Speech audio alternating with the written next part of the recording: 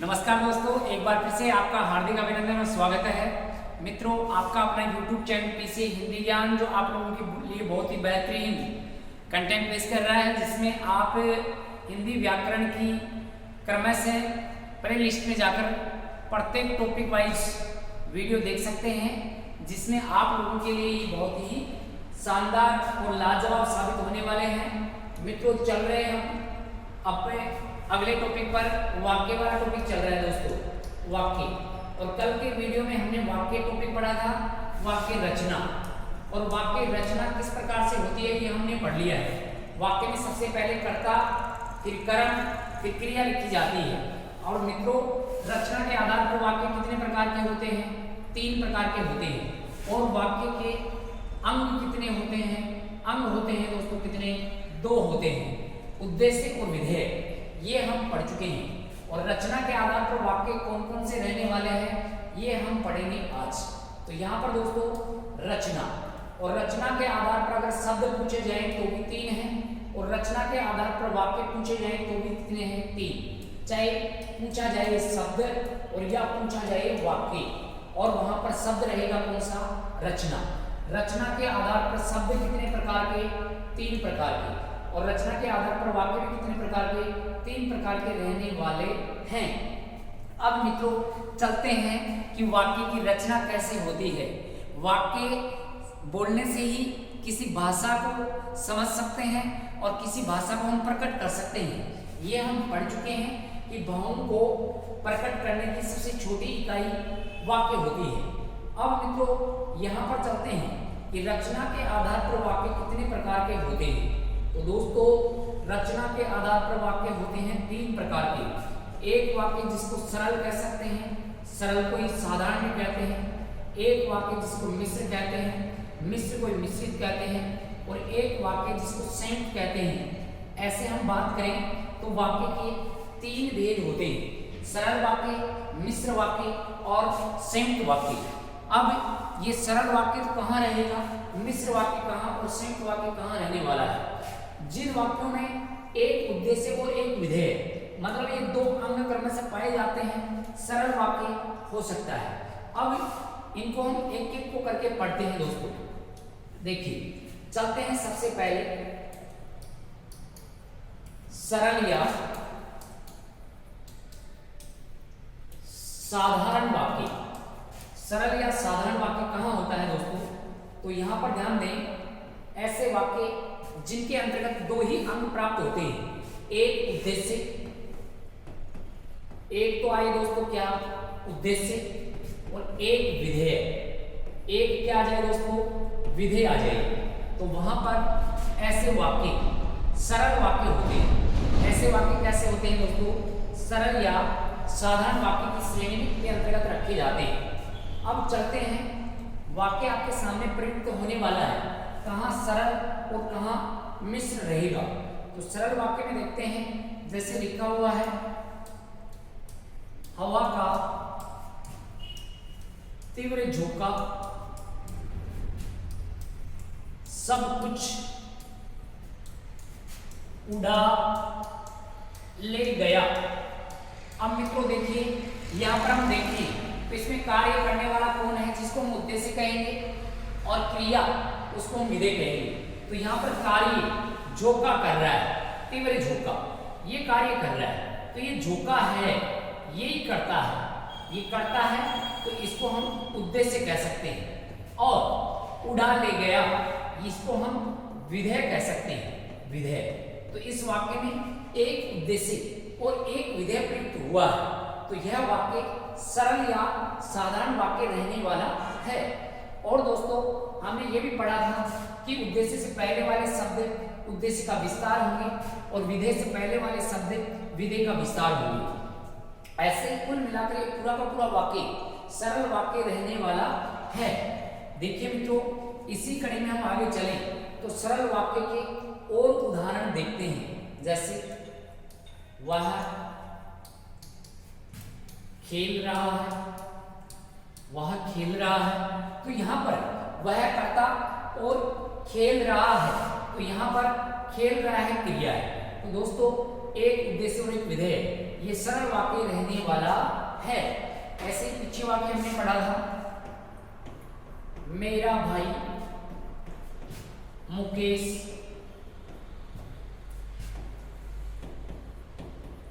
धार्मिक पुस्तक पढ़ता है। मेरा भाई मुकेश धार्मिक पुस्तक पढ़ता है। तो मित्रों देखिए, एक ही क्रिया है, ये विधेय है और कार्य करने वाला कौन है? मुकेश है। तो ये वाक्य सरल या साधारण वाक्य रहने वाला है। ऐसे मित्रों हम आगे चलें तो इसमें एक ही बात ध्यान रखनी है कि ऐसे वाक्य में क्रिया एक पाई जाती है। ऐसे लिखा हुआ है, पिताजी ने आम और केले खरीदे। आम और केले खरीदे। अब मित्रों कई बार बच्चे ऐसे रख लेते हैं कि जहां पर और आ जाए वहां पर संयुक्त वाक्य होता है। नहीं दोस्तों, ऐसा कभी नहीं होता। यहाँ पर देखिए क्रिया केवल एक ही है, खरीदना। तो ये खरीदना क्रिया है, एक ही क्रिया आई है। तो यहाँ पर दोस्तों ये सरल वाक्य रहेगा। कैसे? यहाँ पर पिताजी कार्य करने वाले हैं और आम और केले ये कर्म है।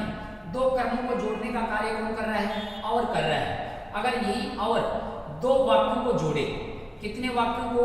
दो वाक्यों को जोड़े, दो वाक्यों को जोड़ेगा तो वहां पर वह वाक्य संयुक्त वाक्य बन सकता है। लेकिन यहाँ पर और दो वाक्यों को नहीं जोड़ रहा, ये और दो शब्दों को जोड़ रहा है और ऐसे में ये वाक्य सरल वाक्य के अंतर्गत रहने वाला है। ऐसा ही वाक्य और देख लेते हैं। देखिए, राम और श्याम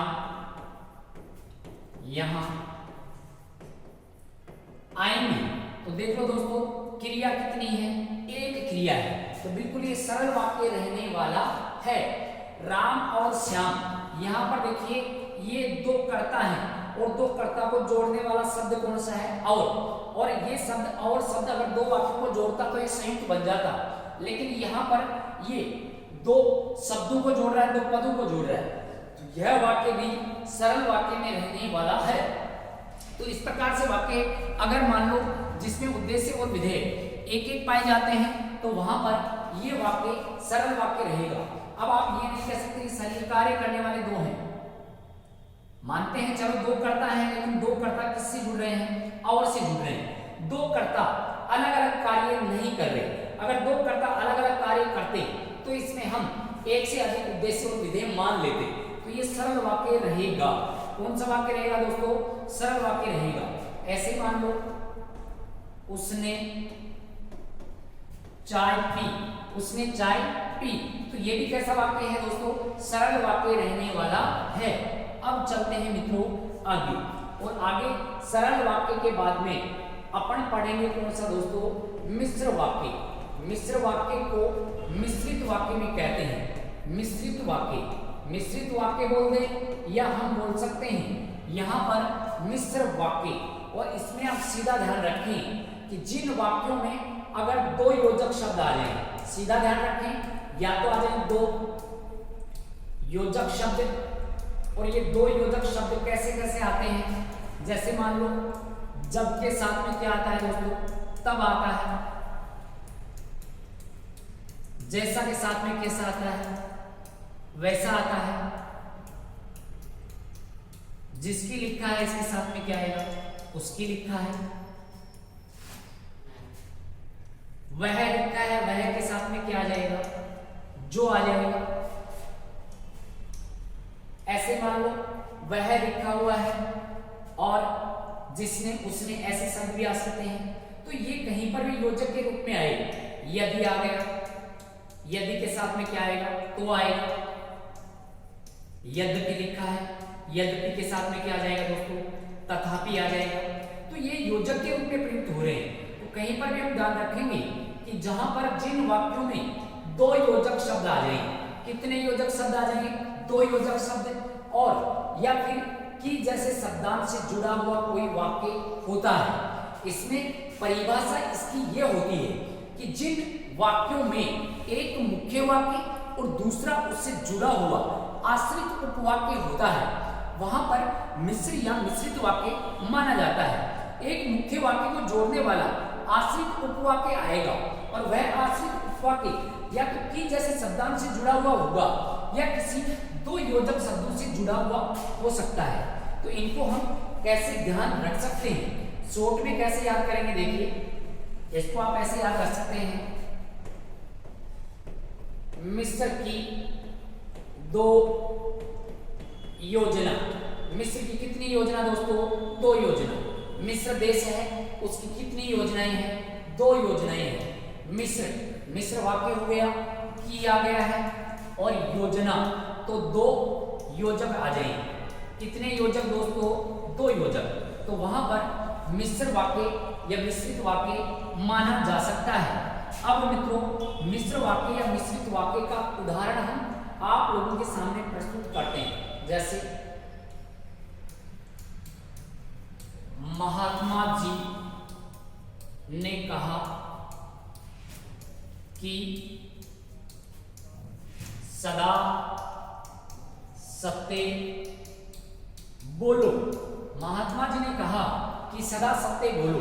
तो यहां पर देखिए दोस्तों, महात्मा जी ने कहा सदा सत्य बोलो, तो यहां पर एक तो है इसमें मुख्य वाक्य और एक जुड़ा है उससे आश्रित उपवाक्य। महात्मा जी ने कहा, इससे जुड़ा हुआ सदा सत्य बोलो, और इनको जोड़ने का कार्य कौन कर रहा है, की कर रहा है। इसी वजह से ये मिश्र वाक्य या मिश्रित वाक्य के अंतर्गत माना जा सकता है।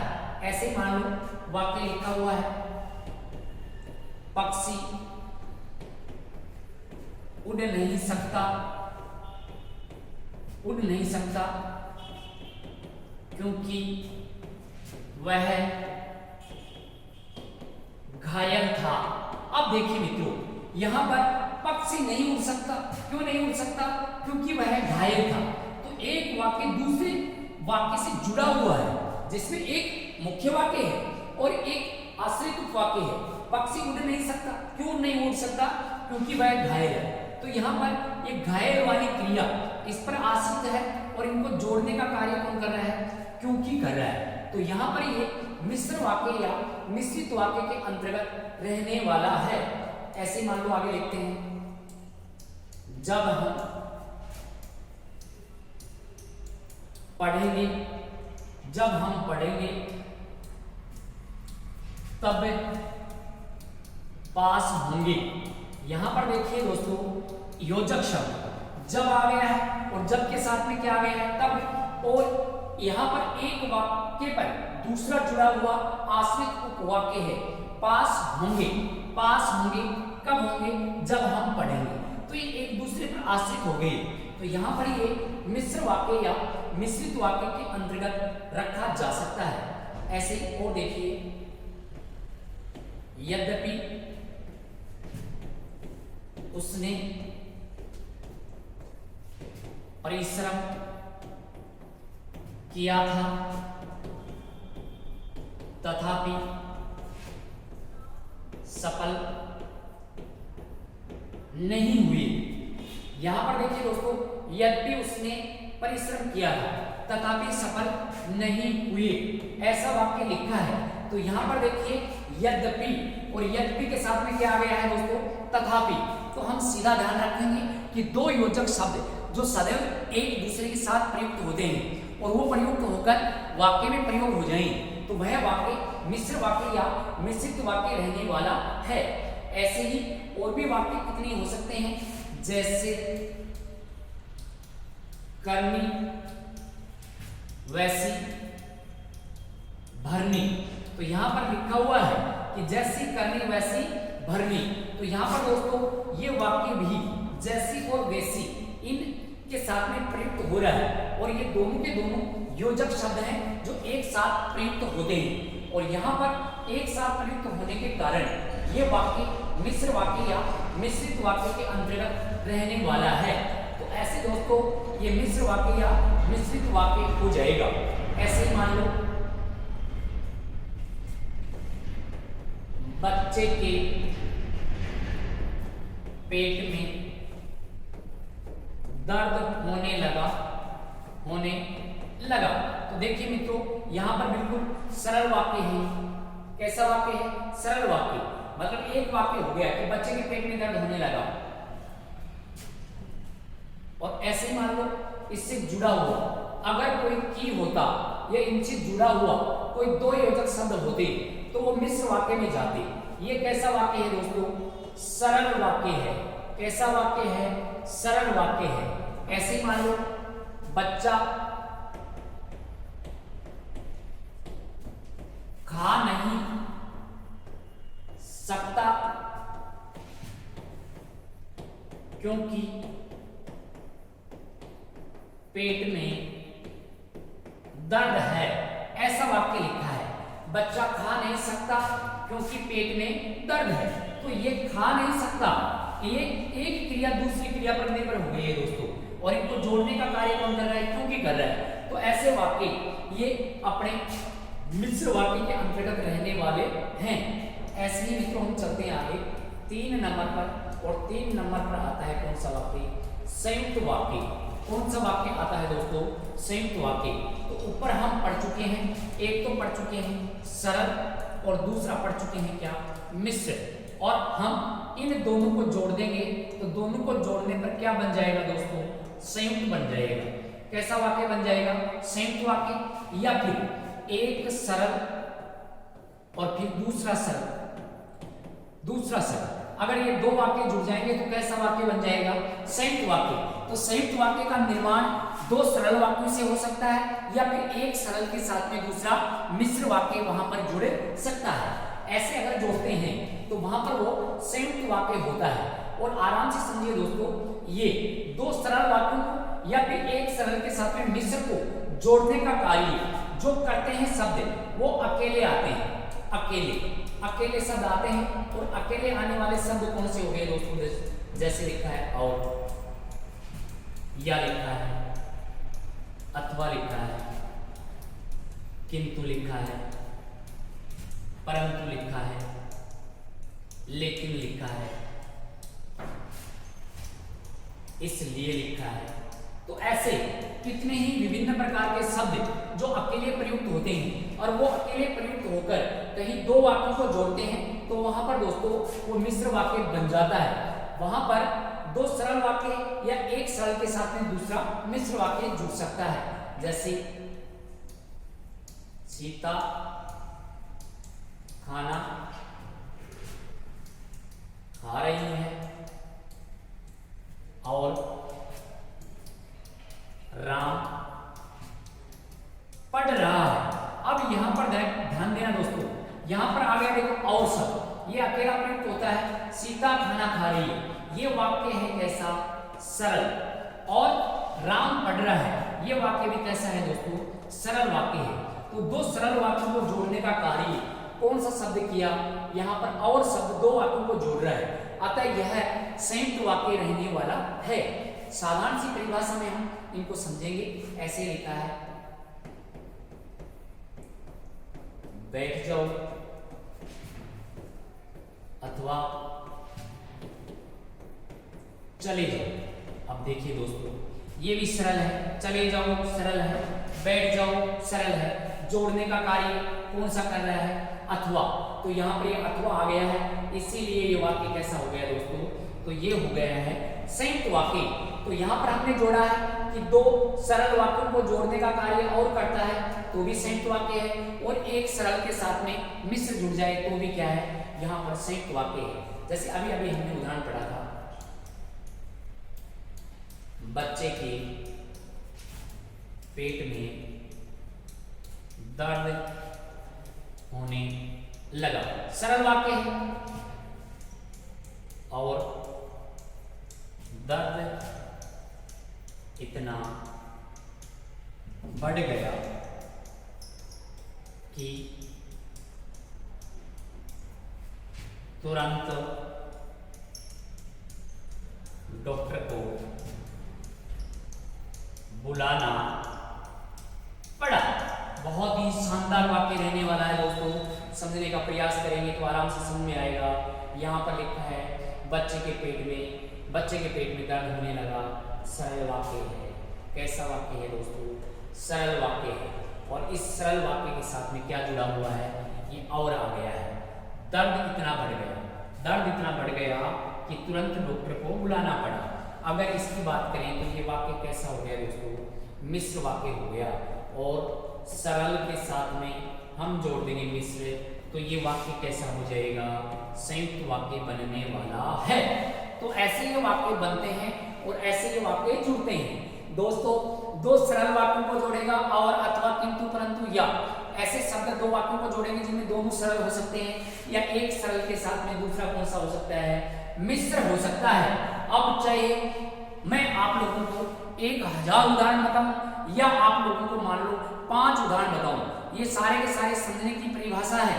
समझ में आ गया तो 2 उदाहरण काफी है, समझ में आ गया तो 3 रचना के आधार पर वाक्य और उनके लिए 3 वाक्यों से हम तीनों भेदों को समझ सकते हैं। सरल वाक्य, जिन वाक्यों में एक उद्देश्य और एक विधेय आता है वहां पर वो सरल वाक्य रहने वाला है। दोस्तों यहाँ पर देखिए, इस वाक्य में एक उद्देश्य और एक विधेय है। क्या बच्चा लिखा है, उद्देश्य पेट में दर्द होने लगा, ये क्रिया आ गई, देखो विधेय आ गया, एक विधेय आ गया। फिर देखते हैं दर्द इतना बढ़ गया, बढ़ गया, बढ़ गया, तो बढ़ गया। तो यहाँ पर देखिए ये दूसरी क्रिया आ गई है, दूसरी क्रिया तुरंत डॉक्टर को बुलाना पड़ा, ये तीसरी क्रिया आ गई है। तो मतलब ये है कि कम से कम इसमें 2 क्रिया तो आ गई हैं जो दोनों अलग अलग हैं, और जहां अलग अलग आती हैं वहां पर वह वाक्य या तो हो सकता है कौन सा, मिश्र वाक्य, या हो सकता है कौन सा, यहाँ पर ये संयुक्त वाक्य। लेकिन और अथवा किंतु परंतु ये 2 वाक्यों को जोड़ेंगे तो ये हो जाएगा संयुक्त वाक्य। तो ये हो गया है मित्रों, संयुक्त वाक्य हो गया है। एक वाक्य को देख लेते हैं। देखिए ये वाक्य छोटे भी हो सकते हैं और बड़े भी हो सकते हैं, दोनों के उदाहरण आपके सामने लिखे हुए हैं। ये देखो दोस्तों, छोटा सा वाक्य है, बैठ जाओ, बैठ जाओ अथवा चले जाओ, बैठ जाओ अथवा चले जाओ, छोटा सा वाक्य है। लेकिन दूसरे वाक्य की ओर चले तो ये वाक्य बहुत बड़ा है, और ये भी मिश्र वाक्य, सॉरी संयुक्त वाक्य में रहने वाला है। जैसे बच्चे के पेट में दर्द होने लगा और दर्द इतना बढ़ गया कि तुरंत डॉक्टर को बुलाना पड़ा। तो ये हो गया है दोस्तों संयुक्त वाक्य। एक वाक्य और हम समझ लेते हैं, फिर चलते हैं। अचानक शहर में दंगा फैल गया और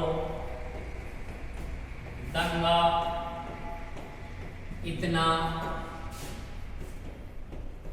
बढ़ गया कि तुरंत कर्फ्यू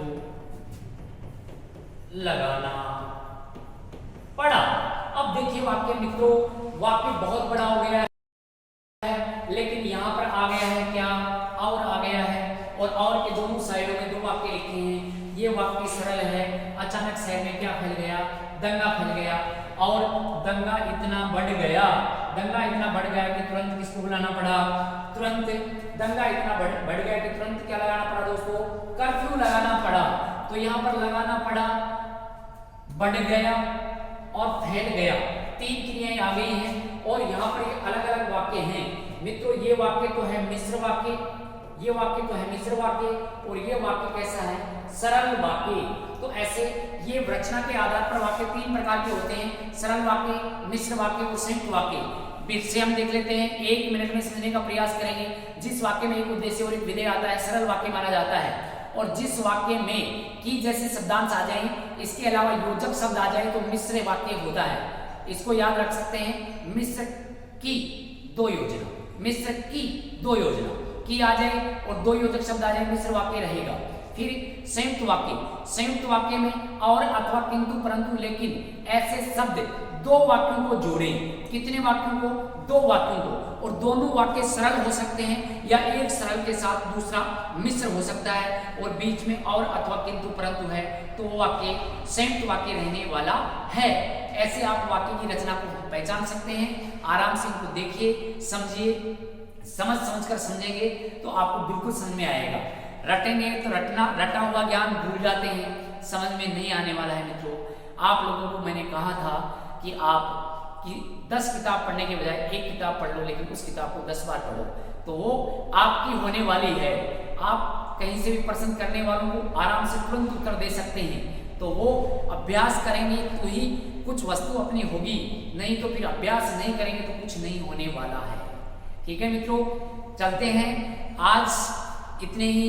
आप फिर से हम रूबरू होंगे अगली क्लास के साथ में, तब तक के अपने मित्र सावर सर को दीजिए इजाजत। फिर से मिलते हैं कल, फिर मिलेंगे और रूबरू होंगे वाक्य शुद्धिकरण के साथ में, जो एक बहुत ही अति महत्वपूर्ण टॉपिक माना जाता है। वाक्य शुद्धिकरण बहुत ही हार्ड टॉपिक है और समझेंगे तो बिल्कुल इजी टॉपिक है, तो बिल्कुल समझने का प्रयास करेंगे और साधारण भाषा में समझेंगे तो बिल्कुल समझ में आएगा मित्रों। ठीक है, चलते हैं। जय हिंद, जय भारत।